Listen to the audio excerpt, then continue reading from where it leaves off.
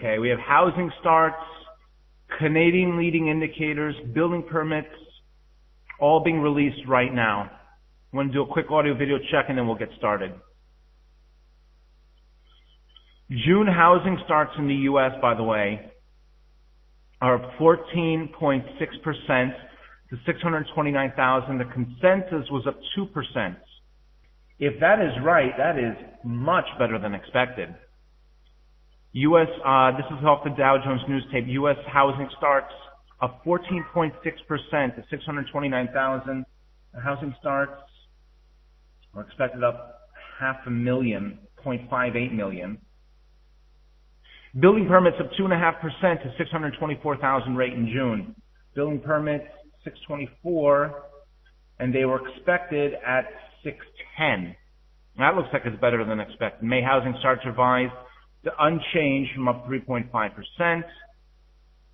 Canadian leading indicators of 0.2% in June for May, and they were expected to go up 1.2%.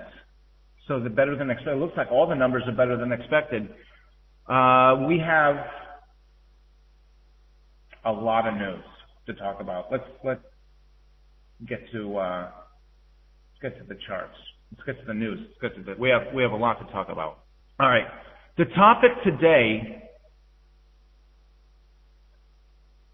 is the summer transition. Now, we know that there's corporate earnings, which we're certainly going to talk about over the course of the next 45 minutes or so. Let me adjust the volume a little bit to get rid of a little bit of that echo. Okay. So we have corporate earnings that are released every quarter, January, April, July, and October. July happens to be one of the most volatile months of the year, one of the best trading months of the year. Now, July is sandwiched in between June and August, which are known to be quite not good trading months of the year, especially August. June is okay. I have nothing against June. But August is one of the worst trading months of the year because of the lack of news and lack of volatility. So what we have is we have a rather quiet June, one of the most extremely volatile months of the year, July, and that transitions into the most quiet month of the year, August. So we really have to be very, very careful, very cognizant of the fact that how the market dynamic is going to change. In months like June and August, we can be range-bound players where we buy low, sell high, anticipate basically the market's not going to work. And I think if you were to ask me, the best advice for a month like August is not to trade. Spend the month at the beach. It's one of the worst months out there. Now, I'm speaking from the point of view as a stock trader, but it all comes together. This affects stocks, foreign exchange, commodities, bonds, everything, because there's just, in the month of August, there's just a lack of capital. There's no movement, really, in most financial markets. Of course, really, there is movement. But relatively speaking, from July, which is a super, super volatile month in the foreign exchange market and in the stock market, to August, which is one of the worst months in terms of volatility, that transition can really catch us off guard. Where in a month of July, we may expect to buy breakouts and sell breakdowns and do very, very well. I mean, think of the currency pairs that have been moving lately. I'll pull some up. Think of a currency pair like the Euro Swissy. Now, because of the news, what's been happening lately in terms of Europe, the moves have been very, very specific in the foreign exchange market. And the dollar really hasn't been extremely trendy. So it's a little bit of an unusual situation. But nevertheless, you have a foreign exchange pair like the Euro Swissy that on July 5th was at 123. And by July 17th, 123 was a high. Yeah. Dropping down in 2 weeks to 114. Yeah, 114, 123, 900 pips in less than 2 weeks. That to me is a pretty volatile market. But you look at the month of June, and the Euro Swissy basically started the month of June where it ended, or ended the month of June where it started. Very quiet month. August, expect very, very little volatility. It's a really hard transition to make, to go from the point of view of, okay, I think the market's going to break out. I think we're going to make new highs or make new lows to the expectation. I think nothing is going to happen. Let's take a quick look at some of the big headlines today because there's a lot of them. First of all, in the foreign exchange market, or in terms of economic data, we had the Reserve Bank of Australia earlier today. They released the minutes from the last meeting from, I believe it was July 5th. And as we know, the Reserve Bank of Australia has not raised rates for quite a long time. And some of us have been scratching our heads, well, why is that? How come they're not raising rates? Because there's signs of strength in their economy. According to the minutes, they said that they had the scope, this is from Bloomberg.com, by the way, they had the scope to extend an interest rate pause, not raise rates, because risks posed by Europe's debt crisis and slower than forecast domestic recovery. That's again from the July 5th meeting minutes. They said, quote, the flow of recent information suggests that both there was more time to assess the likely strength of inflationary pressures in Australia than it would be prudent to use that time. Growth in aggregate demand was not showing signs of further pickup yet.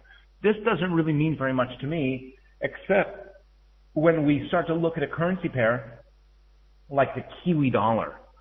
If the Reserve Bank of Australia, and I trust their judgment, if they say things are slow and if they say that they're nervous about the debt crisis in Europe, I believe them. And that would certainly explain why there's a little bit of a sluggish growth in the Aussie currency, and that's fine. Compare the Aussie dollar to the Kiwi dollar. I know it's a little bit of a mess here. Let me clean this up a little bit. Aussie dollar, okay, we have this range-bound market that we've seen for quite a long time, and we have this triangle consolidation pattern, and we can adjust this to encompass the most recent swing highs and lows, and that's fine.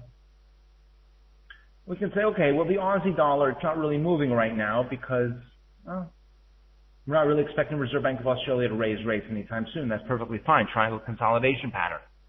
But if that's the case, why is the Kiwi moving up so much higher? Remember the story in New Zealand over the past couple of months has been the recovery from the earthquake in Christchurch, New Zealand, where interest rates were almost immediately cut from, 3% to 2.5%, and the Reserve Bank of New Zealand said, listen, we're cutting rates almost immediately, and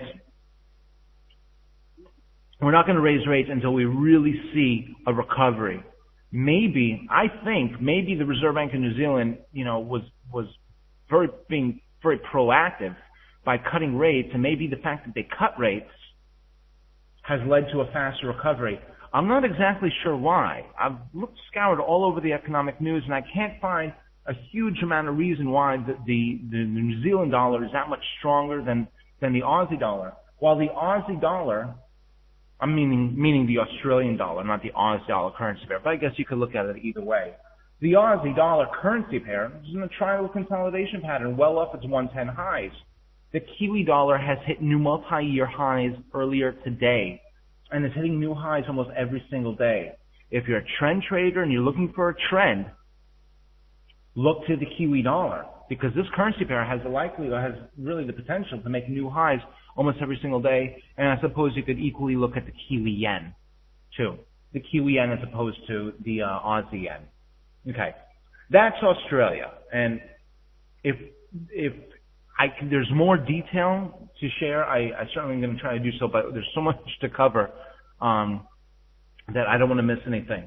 Earlier today also, investor confidence in Germany, Europe's largest economy, dropped more than forecast. We're talking about the ZEW number, the ZEW. It's a ZEW Center for European Economic Research in Mannheim, Germany, and it's one of the most important numbers that we watch out of Europe. It's an index of investor and analyst expectations, which predicts development 6 months in the future. It fell to minus 15.1 from minus 9 in June. That, by the way, is the lowest reading since January of January of 2 years ago, January 2009. Analysts expected a decline of to minus 12.5, according to some estimates, 10.9 on the FX Street calendar. Either way you cut it, it's a really bad number, and it continues to decline. That is the ZEW economic sentiment number in Germany. Certainly, we could expect that. We could expect that to emerge. There's basically two types. Well, there's a lot of types of economic numbers that we watch. But I try to think of economic numbers in two basic categories. We have the pure, I'll say the economic numbers based on the economy. And those are economic numbers that counts data.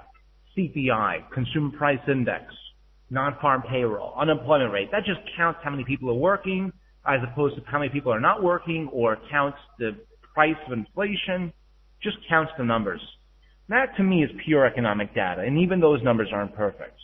Then you have these investor confidence numbers and these more survey type of poll numbers. In the U.S., we have consumer confidence. You have the ZOO number. We have the IFO number in Europe. And the IFO number, I think the difference between the IFO and the ZOO, there's big differences.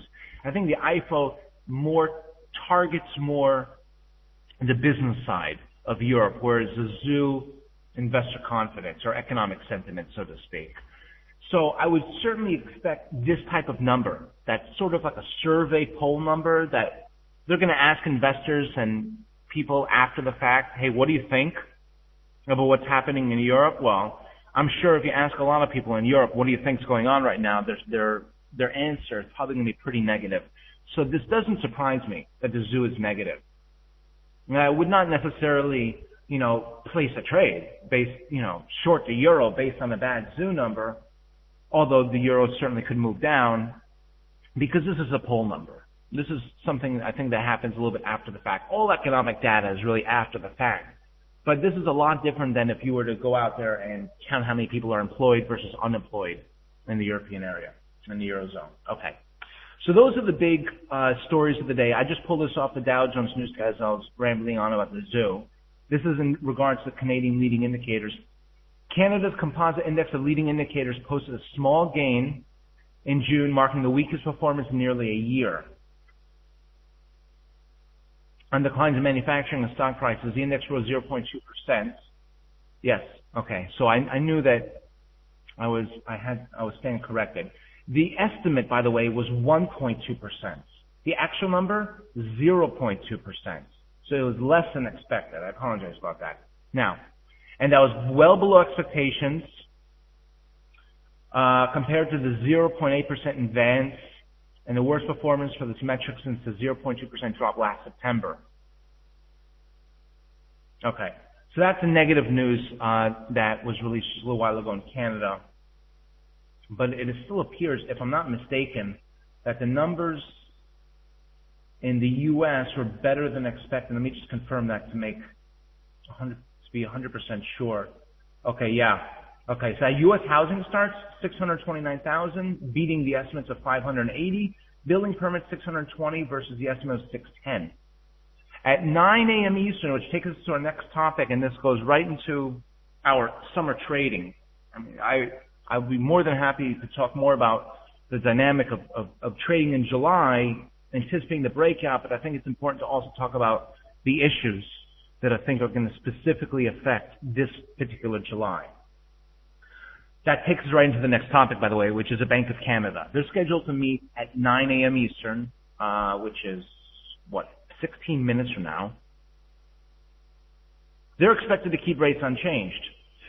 If you were to ask me which currency I think has one of the best chances of showing some real strength in the month of July and maybe throughout the near-term future, I would tell you the CAD. And I'll tell you that I think the Canadian dollar is one of the hidden value plays. Value play, when you talk about the stock market, is one of those really good blue chip stocks. They pay a high dividend, they make a lot of money, they have a lot of cash in the books. But when the stock market goes down, everybody throws out that stock with everything else. And the reason being is because the numbers have been surprisingly very, very good. Everyone remembers, and I love to talk about this, everyone remembers the non-farm payrolls this past month, the first Friday of the month, when the U.S. unemployment rate that was expected to remain at 9.1% went up to 9.2%. Remember that horrible number? 18,000 new jobs were created. I think McDonald's typically creates 50,000 new jobs a month. The entire U.S. only created 18,000 new jobs, and the previous month number was revised down. In fact, I think our two-month average in the U.S. for new jobs created is on average, I think around 20,000 new jobs, 21,000 new jobs. I remember doing the math, a month. Really, really bad economic data in the U.S. Over the past couple of weeks. Now, about an hour before that really bad economic data was released in the U.S., Canadian employment numbers were released. The unemployment rate, I think, if I'm not mistaken, improved, around 7.4%, I'm guessing. Their jobs created number, the equivalent of our non-farm payroll number, almost doubled estimates. Much, much better than expected. And I think that, and also, I'm pulling this from an old Dow Jones News article that I got 5 days ago. Just let's paraphrase here. Okay, all economists expect the Bank of Canada to hold interest rates unchanged at 1%. They say this is from a Dow Jones News article. From a domestic perspective, there's a compelling reason for rate hikes. This is Canada. The annual headline Consumer Price Index rose the fastest pace in over 8 years in May. I'll stop there for a moment. The Consumer Price Index rose, again, what did I just say? Rose at the fastest pace in over 8 years in May. Our CPI last week, and the PPI, the Producer Price Index in the U.S., they're negative. We have a deflationary situation in the U.S. right now. Prices are, and that, we can look at the CPI versus the core CPI, and they say, well, that the CPI, the Consumer Price Index, went down because the price of oil went down. And the price of food went down, and that's good.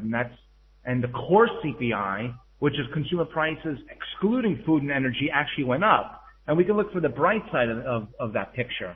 Every dark cloud has a silver lining. But the headline number is negative.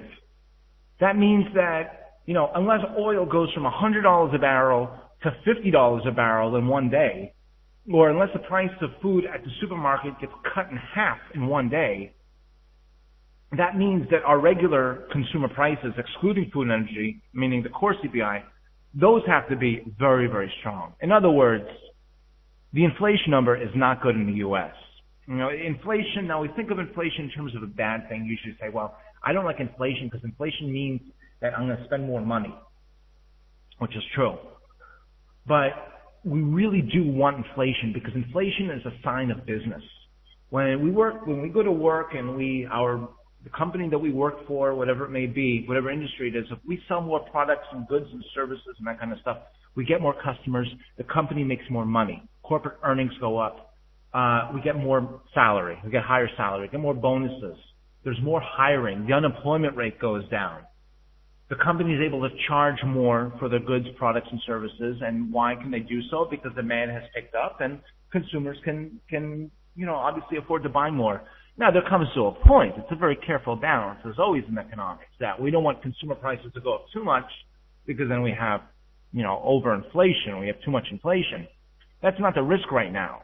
The risk is of deflation, that businesses are forced to cut prices, which we can see in the CPI and the PPI, because there's no demand, because unemployment is so high. That's not good. Now compare and contrast that again to the Canadian CPI, which is rose at the fastest pace in 8 years. In addition, the bank's second quarter survey of businesses released this week showed the majority expect inflation to top the 2% target. Every central bank has an inflation target. If we're above it, it gives them reason to raise rates. Below it, gives them reason to cut rates, or at least keep rates low. They said their indicators of capacity constraints were at an 11-year high. So far, really good news. Plus, don't forget about those really good employment numbers in Canada last month. And the proportion of firms aiming to increase hiring outnumber those planning layoffs by the largest margin on record. So, from what we've read so far, there's all good news. Now, why is the Canadian dollar not going to the moon? And why is the dollar CAD not dropping to unprecedented lows? I think because the foreign exchange market is throwing out the good with the bad in terms of the good currencies with the bad currencies if they're commodity related. That They say we see a slowdown, we see the fear of debt contagion in Western Europe. We see that issue also in the U.S. There's a lot of negative sentiment out there. Now is not the time to take any kind of risks with commodity-based currencies. And the slowdown is also putting pressure on oil. Oil is a major component of the Canadian economy, and when crude oil goes down, so does the Canadian dollar go down. So getting back to our topic of the day, I think if you look at the month of July, I think if we see any kind of improvements in the sentiment, in the overall optimism, for example, if the Democrats and Republicans in the White House in the U.S. are able to come to some sort of resolution, we have a deadline August 2nd. If we don't raise this $15 trillion debt ceiling, it's going to be a lot of trouble. The ratings companies have already threatened to downgrade U.S. debt, and nobody wants that. That would lead to the bad kind of inflation, which is what we're going to talk about in about 10 seconds. But I think if good times are in our future within the month of July, I think if stock markets go up, if there's positive sentiment, look to the Canadian dollar, because there's a lot of really good news out of Canada. And I think that this overall global fear is forcing people, what's the expression? To throw the baby out with the bathwater, meaning to throw out the good with the bad. Okay. Now, what happens, and this takes us back to last week, what happens if, and this is, I think, one of the biggest stories in July that will motivate the markets. What happens if the Democrats and Republicans cannot play nicely and come to some sort of resolution to raise the debt ceiling? Now, I don't want to, go down the road of getting into political discussion. That's, we're traders, so we're supposed to we're supposed to remain above that. Take out a political opinion and just say, okay, if this happens, then that will happen. If that happens, then this may happen. And I think that, obviously what's happening is the left and the right, the Democrats, Republicans, they cannot agree on the means that they should go about raising the debt ceiling. The Republicans say that we should cut spending, and the Democrats say we should raise taxes, whatever it is, they can't agree. We have a deadline by August 2nd. What happened last week? Last week, the ratings company Moody's said that, you know what? We're not downgrading the U.S. debt yet, but we're getting kind of nervous about it. And S&P, a couple days later, Standard & Poor's, put the U.S. credit rating on credit negative watch. Now, they didn't downgrade it yet, but according to S&P, that gives them a 1 in 2 chance, a 50% chance of actually reducing the U.S. AAA credit rating, which, by the way, we've had since 1917. Now, if they do, they would downgrade it from AAA to AA. So it's not the end of the world. We're not talking about junk status here. But nevertheless, if they do that, it's going to be, I think, a huge shock to the market, because it reflects the S&P, these ratings companies, their confidence that the U.S. will be able to pay back their loans in terms of the principal and the interest. Now, I don't think that the U.S. is going to default on any kind of debt.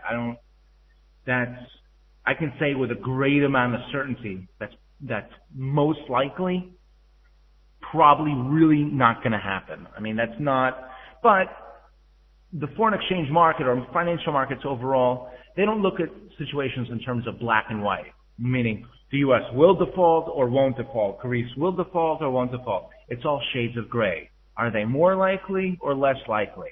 You're 50% likely or 61% likely. That's the shades of gray that we're looking at. If the U.S. debt is downgraded, and it doesn't mean they're going to default, it just means that the ratings companies are a little less confident about the situation. What does that mean for us? Well, all of a sudden, other countries are going to charge the U.S. higher interest rates to borrow money because there's an implied greater amount of risk. And those higher interest rates are immediately going to be seen in the bond market.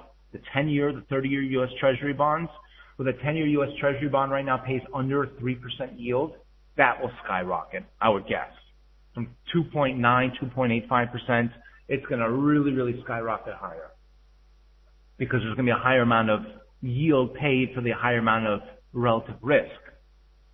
We can see that, and I wish I'd say there was a great article yesterday in Bloomberg.com that talked about the yield differentials in Europe. You know, you have your stronger economies in Europe like France and Germany, specifically Germany, their 10-year bonds pay approximately a 3% yield. Then you talk about your countries that there's a fear of a default, and their respective credit ratings have been downgraded to junk status. That includes Ireland, Greece, and I want to say, is it Spain? Maybe Portugal. I can't remember the third one. It's Spain or Portugal. I can't remember which one. They're all basically in a pretty similar situation. I would say Greece and Ireland are probably at the worst end of the spectrum. Their 10-year bonds are paying anywhere from 8, 10, 12%, even higher than that. And what traders will do is they'll compare the yield, the spread between the relatively safe German Bunds, 10-year German bond, to the 10-year Irish bond or the 10-year Greek bond. The difference between the two, because you say to yourself, after all, hey, I'm buying the same bond, the same maturity bond. What's the difference? The amount of risk that I'm taking in this bond. Okay, so, and those spreads between the German bonds and Irish bonds, German bonds and Italian or Greek or Spanish or Portuguese bonds, those spreads, those differentials have widened unprecedented amounts of space between the two. By the way, don't let me forget the Bank of Canada is right around the corner. I'm going to watch a dollar CAD here. So, with that said, what we should look at in terms of the month of July is there's so much negative sentiment out there that the contrarian me wants to look at the possibility of a reversal, that things are so bad that I think things will get better. And the perception right now is that things are really, really bad, but when things are really, really bad and there's 95, out of 100 traders, 95 of them are selling, you know, I don't want to be the buyer because I want to trade with the trend, but I want to prepare myself for that ultimate reversal. And I think that another currency that also represents a really nice value play, it's funny that I'm usually such a bear, I've actually become a little bit of a bull and trying to anticipate reversals. I think the euro also, maybe in July, again, the big caveat is that if things look like they're going to get better, I think the euro also might represent a really nice value play. Also the pound too, but out of close proximity to the euro. I think the euro will represent a really nice value because there's a really interesting struggle that's going on within. It's not even a political struggle. It's more of a European Central Bank issue. See, the president of the European Central Bank, Jean-Claude Trichet, I read last week in an article. He said, or maybe he was quoted or paraphrased as saying, listen, he says, the European Central Bank is prepared to raise interest rates. The European Central Bank, our primary job is to watch the level of inflation. And inflation is on the rise, meaning the price of oil and the price of food is going up. We're going to raise rates. Our responsibility is not to moderate the amount of debt to GDP ratio in Greece, which is well over 100%. Our job is not to moderate the level of unemployment in Spain. That is a country-specific issue. My job, when I'm deciding to raise or lower interest rates, is to moderate the amount of inflation. And that kind of reminds me of the old days of Alan Greenspan. You know, a lot of the former Fed chairman in the U.S., a lot of people criticized Greenspan and said, hey, you know, you have to lower interest rates because the stock market crashed. And Greenspan said, listen, my job is not to regulate financial markets. The stock market's going to do what the stock market's going to do. My job is to regulate the level of inflation. When prices go up too much too fast, I have to raise interest rates. When prices go down too much too fast, then I have to lower interest rates. I think we might have some news coming out. Right now, 1%, it looks like the Bank of Canada lift rates and change. Put on a 5-minute chart because I'm curious to see the market's reaction to this. So far, I don't see any reaction. The dollar CAD's going down. It's not really a big surprise. Long-term trend is very much to the downside. But really quickly, in terms of Europe, I'm scanning the chart, the news tape here to see if I can get some more information. Oh, we have some here. Okay, so Bank of Canada overnight rate target unchanged at 1%. That was as expected. The Bank of Canada says, quote, reduction in stimulus would need to be carefully considered. Core CPI to remain around 2%. Remember, that's our target is 2% for inflation. That's core CPI, excluding food and energy. That's just normal business. Total CPI, which includes food and energy, to stay above 3% near term and return to 2% by mid-2012. So the difference is if you include food and energy, they expect prices to go up and then stabilize next year in 2012. Taking out food and energy, they expect things to remain constant at 2%. Write down 2% on your trading blotter because the next time we have Canadian CPI, which by the way I think it's this Friday, watch CPI numbers. Above 2% and a real big shock above 2%, expect strength in the Canadian dollar. Any kind of disappointment below 2%, expect weakness or at least maybe flat trading in the Canadian dollar. It said growth to reaccelerate in the second half of 2011, economy return to capacity in mid-2012. And the Bank of Canada cuts 2011 GDP forecast to 2.8 from 2.9% and keeps their 2012 view at 2.6% and 2013 at 2.1%. Core CPI slightly firmer than expected on temporary factors. Remember, core CPI does not include food and energy, so that's our real economy, so to speak. They see that a little bit better. They say expansion proceeding largely as projected, rotation demand somewhat slower, commodity prices stay at elevated levels, net exports weaken, modest U.S. demand, persistent Canadian dollar strength. Concerns over sovereign debt have increased risk aversion and volatility in financial markets, which is what I said. That because of the debt contagion crisis in Europe, maybe traders are a little bit scared of the Canadian dollar. Financial conditions in Canada very stimulative. Private credit growth is strong. Household spending remains solid. Business investment robust. Global expansion proceeding broadly as expected in April. All right, so the good news is the Bank of Canada agrees with me. Or I should agree with the Bank of Canada. Either way, they see, from what I can tell, pretty good times ahead of us. No surprise why the dollar CAD's going down when the CAD goes up. The CAD, I think if we would equate this to the stock market, if you buy the CAD, it means you're going to buy the stock that's strong right now, that maybe could be stronger if the overall stock market was stronger, but the numbers are good, like Apple. Stock's going up, they're selling a lot of iPads, they're selling a lot of iPhones. The stock could be stronger, but it's not stronger because overall index. If you're looking for that value play, that real value play where the stock has been down because of a lot of bad news, but you think that most of the bad news is out there, and you think that now risk reward, that things are going to get better in the future, then I would talk about the euro. Obviously, all the bad news with the European debt contagion crisis has really put a negative sentiment on the euro. But getting back to what we were saying before, the European Central Bank President Jean-Claude Trichet says, listen, we raised rates. Rates in Europe 1.5%, I think. They're prepared to raise rates again despite what's happening. It's almost as if Jean-Claude Trichet is telling Greece and Spain and Portugal and Ireland and Italy, hey, catch up. Prices are rising.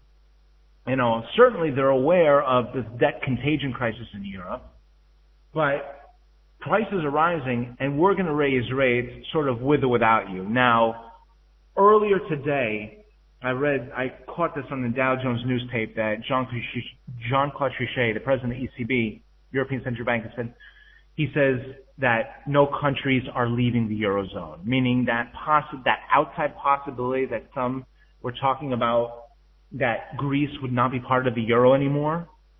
I don't think that's a real possibility. And according to what I read, ECB President Trichet, he doesn't think that's going to happen either. I think take a really complicated issue and try to oversimplify it.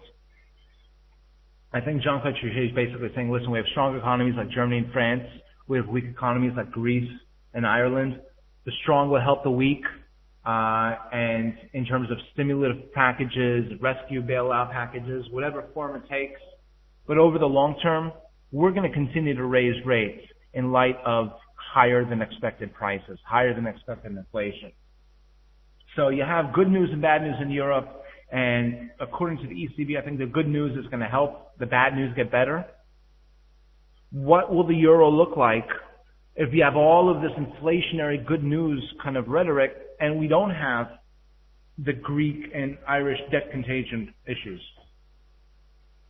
Jean-Claude Trichet, he really likes to raise interest rates. If you look at the history of the European Central Bank raising and lowering rates, they were one of the last central banks to cut rates in the downturn in 2008, in the economic recession.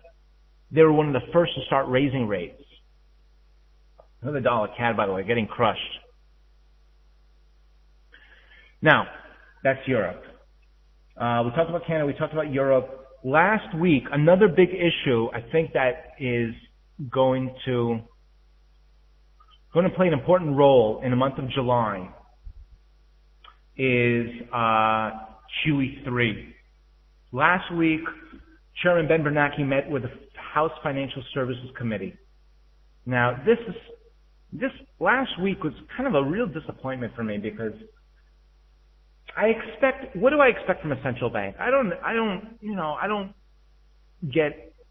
It doesn't bother me if a central bank decides to raise or lower interest rates, and I don't agree with that. Who am I? I'm an amateur economist. These central bankers, they're a lot smarter than I am.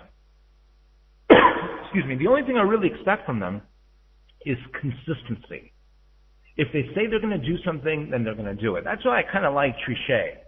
He says we're going to raise interest rates, and he raises interest rates. Now, of course, if inflation slows down, then he has reason not to raise rates. That's fine. Reserve Bank of Australia has been saying for quite a few months, things have not been good, we're not going to raise rates, and they didn't raise rates. Well, last Wednesday, what happened? Ben Bernanke, he met with the House Financial Services Committee on Wednesday, and I know this because I copy and pasted the quote from the website. I saved the quote because I thought it was a really strong event, a really important event. Bernanke said, "We are prepared to initiate further stimulus." I wish I could find the quote exactly. But he basically said, okay, we're leaving the door open for quantitative easing 3 if the data continues to decline. Quantitative easing is when the Fed buys back those long-term treasuries. They initiated and finished quantitative easing 1. Quantitative easing 2, QE2, finished in June. That's where they bought back $600 billion worth of long-term treasuries and reinvested the principal back into the economy. Now, why, again, really, economics 101, why do they do that? They buy back bonds because there's a supply and demand in the bond market. Buying back more bonds, that's more demand.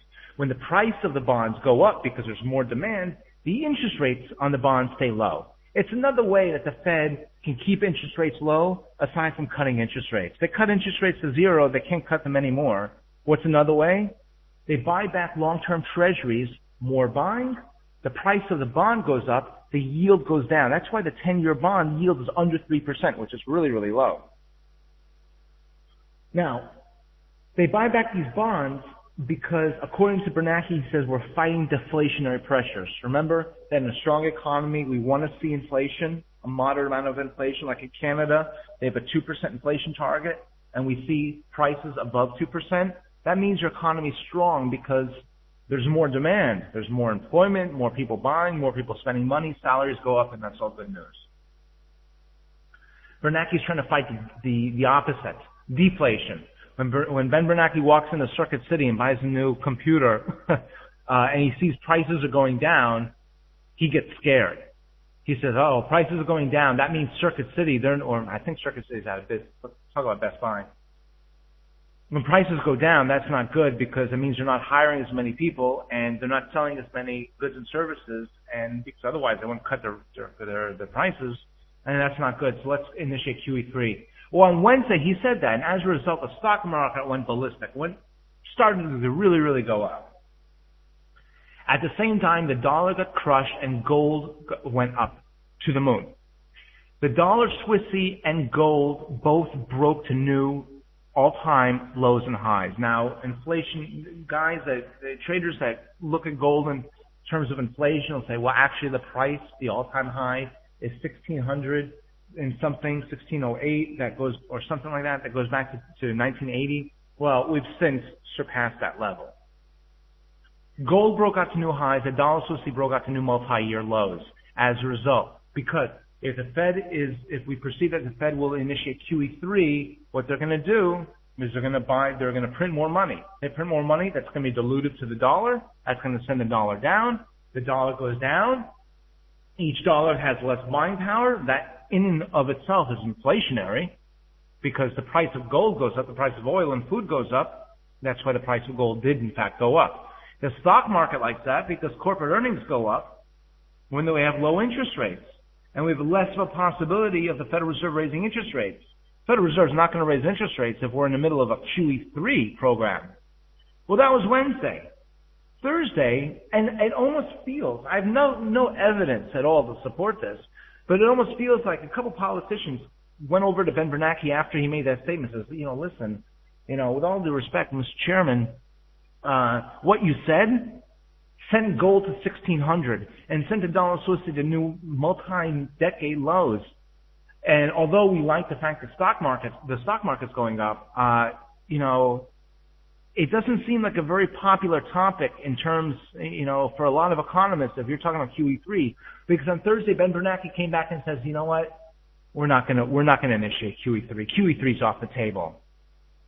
That is, at least from my memory of watching the Federal Reserve, that is the fastest turnaround, U-turn, that I can remember any central bank ever acting on. Meaning on Wednesday he says there's a real possibility of QE3, and on Thursday he says it's not going to happen. Did the economy change that much in 24 hours? It's really, no, of course not. That's obviously, I'm guessing there's some sort of political pressure, something going on. I don't know what it is. But nevertheless, this issue, I don't think is over. Any kind of bad news that would, and especially consumer prices moving to the downside in the U.S. last week and PPI as well, that's going to lead some traders to believe, hey, maybe they're going to initiate QE3. And that will send the dollar down, that will send gold up, and there'll probably be a little bit of a boost for the Dow than for equity markets.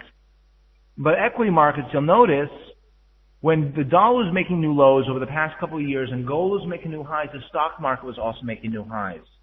There's a very curious level of divergence now. Why is the stock market making new lows while gold is making new highs? Why is the stock market not able to make new highs when the dollar's making new lows? Kind of curious. Over the past couple of years, you take a look at, and I know I don't have an incredible amount of time left here. There's more stuff that I left out than I included. But over the past couple of years, you take a look at the dollar Swissy, the trend is your friend. We continue to hit new, very significant lows almost on a daily basis. Take a look at the daily chart of gold. As the dollar goes down, gold makes new highs. Well, compare and contrast that to, where's my Dow chart? There we go. Here's the Dow Jones Industrial Average. Why are we at 12,400, well off at 12,900 highs? We're 500 points off of our multi-year highs in the stock market. We're pennies off of our multi-year highs on gold and pips away from our multi-year lows on the dollar Swissy. Stocks are starting to turn while gold and the dollar continue to go. Shows me a level of divergence. But getting back to the topic of the day, in terms of the month of July, anytime we have a piece of economic news that supports the case where the Federal Reserve might initiate QE3, I would expect the dollar to go down, expect gold to go up. If there's any kind of news that indicates I think the economy is getting better in the U.S., well, then the Federal Reserve is definitely not going to initiate QE3. And that could lead to some strength in the dollar, and I think could lead to some real weakness in the stock market. Because as much as the stock market likes low interest rates, that's how much the stock market does not like high interest rates. And remember, shades of gray. If there's a growing perception that the Federal Reserve is going to one day raise interest rates, that's going to slow business for the stock markets.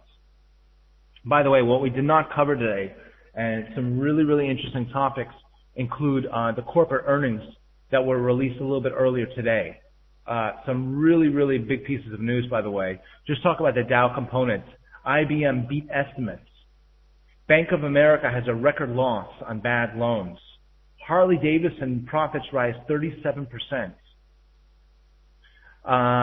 Goldman Sachs, by the way, missed estimates by a lot, by a truckload. They missed estimates. But Goldman Sachs is one of the strongest companies on the planet, and they will continue to find a way to make money.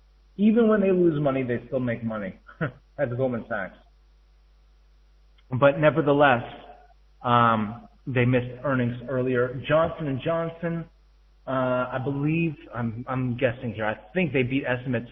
Interesting item also, Coca-Cola, their second quarter profit was seen almost up 6%, and they attribute most of their profits to foreign exchange activities, basically to the exchange rate. And I think that's because a big part of Coca-Cola, I'm reading here from some website here, this is Forex Live today, I just found this online. A large amount of their bottling operations, maybe all of their bottling operations, I don't know, are done in Mexico. Mexican bottler Coca-Cola FEMSA, which is, I guess, the Mexican division, in Latin America reported almost 6% rise in the second quarter profit, helped by price increases and solid sales.